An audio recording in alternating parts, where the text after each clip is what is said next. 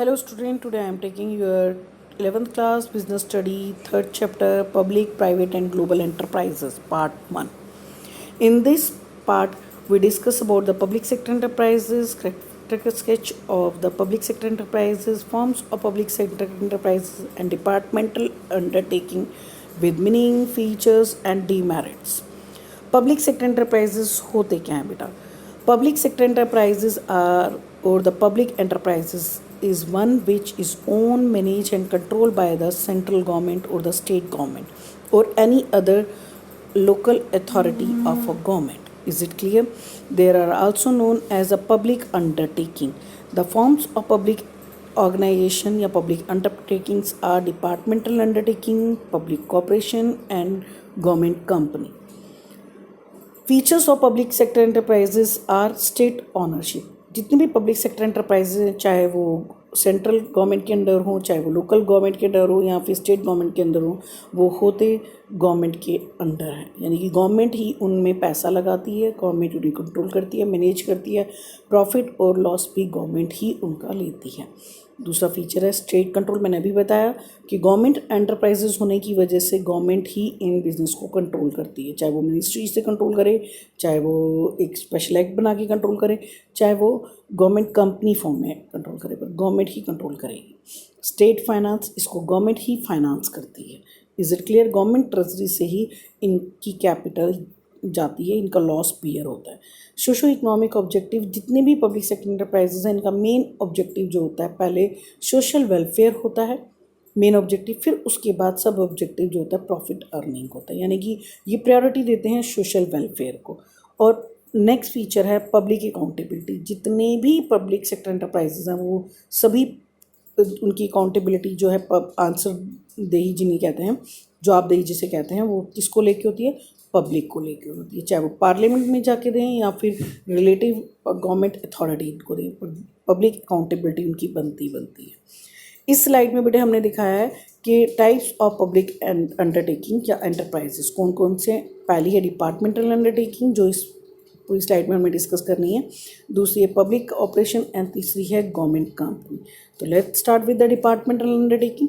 Departmental undertaking public enterprises का वो business है which is organise, control and manage by the government in a same way as any other government department. यानी कि whole ministry इसमें concern है.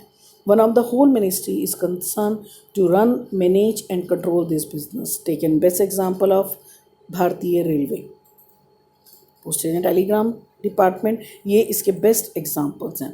Is it clear? पूरी की पूरी एक मिनिस्ट्री इन्वॉल्व है, जैसे रेलवे मिनिस्ट्री रेलवे को चलाने में.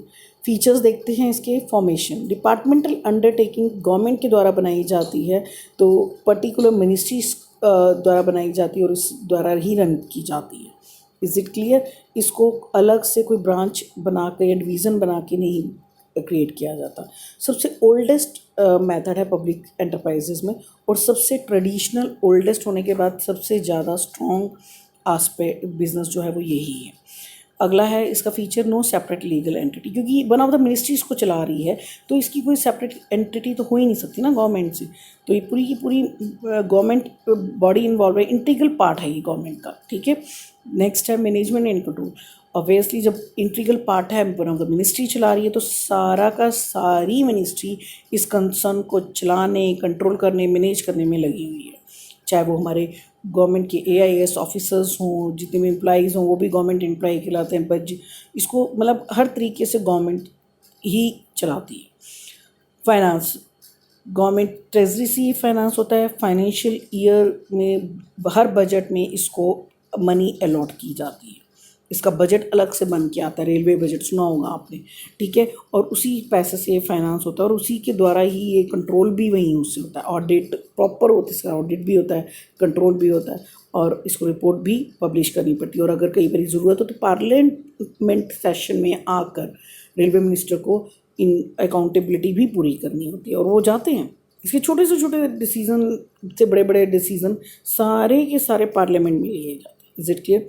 नो बोरोइंग पावर, इसके पास कोई उधार लेने की पावर नहीं है, क्योंकि मिलना ही गवर्नमेंट ट्रेजरी से, तो गवर्नमेंट अपने खाते से इसे देती है, सेंक्शन करती है फंड को, तो ये उधार नहीं ले सकती. Is it clear? गवर्नमेंट की पैसे से इसको मिलता है.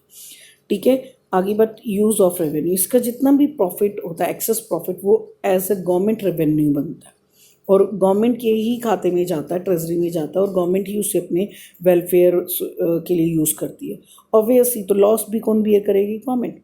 गवर्नमेंट से इसका सारा लॉस भी होता है। Is it clear? इसके फीचर समझ आ गए कि one of the whole ministry is involve to run this business, so all the profit goes to the ministry, all the जो लॉसेस है वो भी bear by the government.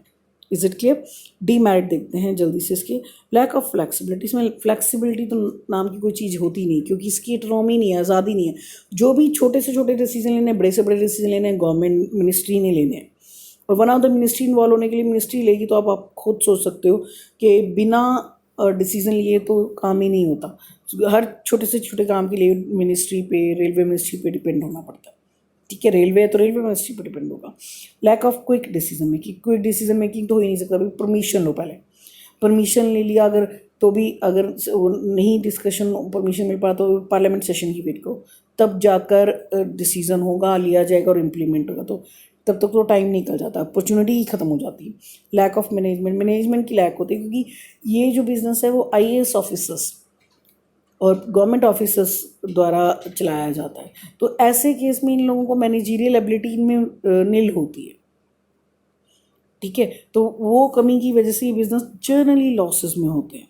Low efficiency, government employees आपको अच्छे से पता है, जब मैनेजीरियल एफिशिएंसी भी नहीं है, गवर्नमेंट का इंटरफेरेंस है, डिले इन डिसीजन है, प्रॉम्प्ट डिसीजन ले नहीं सकते, तो अपने आप एफिशिएंसी बिज़नेस की कहाँ जाएगी? कम।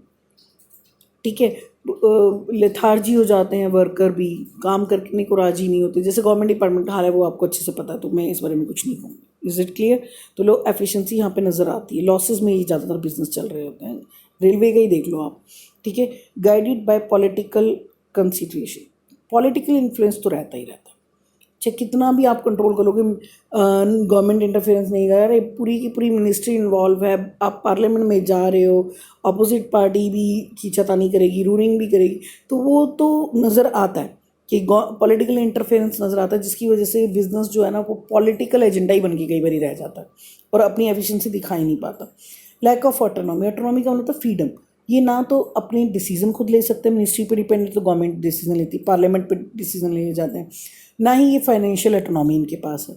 गवर्नमेंट खाते से सारा पैसा आना, तो उसमें आप सेंक्शन ही करवाते रह जाते हो कि हाँ इतना पैसा चाहिए, इतना पैसा चाहिए, तब तक तो महंगाई बढ़ जाती है और वो पैसा फिर कम पड़ने लग जाता है। तो इनको अपने डिसीज़न फ्रीली नहीं लेने की आज़ादी नहीं है। सब कुछ गवर्नमेंट पे डिपेंड होने की वजह से डिले होता है, डिले होने की वजह से इनएफिशिएंसी नज़र आती है, जिससे कि ये बिज़नेस जनरली लॉसेस में चलते हैं। ओके।